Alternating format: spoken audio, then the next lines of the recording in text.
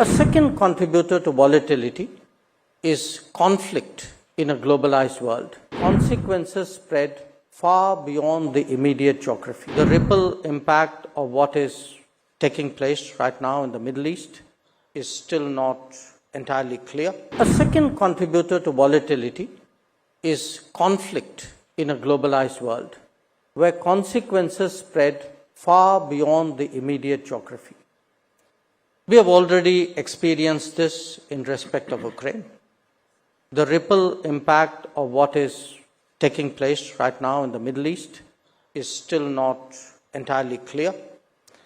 Now, these particular cases may be headline news, but in different regions there are smaller happenings whose impact is not inconsequential.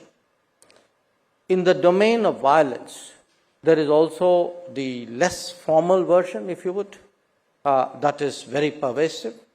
I speak here of terrorism, which has long been honed and practiced as a tool of statecraft.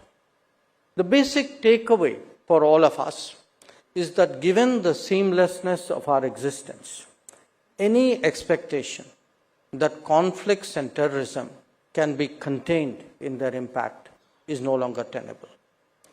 A big part of this is clearly economic, but do not underestimate the danger of metastasis when it comes to radicalism and extremism. No danger is too distant anymore.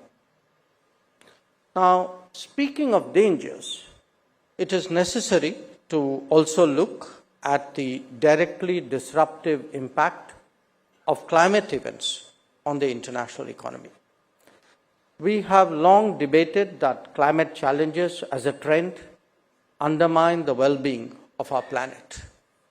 However, as weather patterns shift, and often catastrophically so, they can affect the nodes of production as well as the supply chains that emanate from them.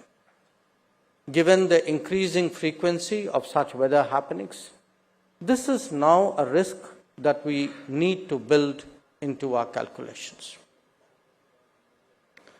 The working of the global economy has itself added to the concerning side of the ledger. The last few years have witnessed rising debt, often resulting from a combination of imprudent choices, unwise borrowings, and opaque projects. Market volatility has been difficult for smaller economies with a narrow trade basket to handle. Those highly exposed to tourism or remittances have experienced the consequences of slowdowns very strongly. International financial institutions have not been able to respond adequately, whether due to paucity of resources or lack of priority.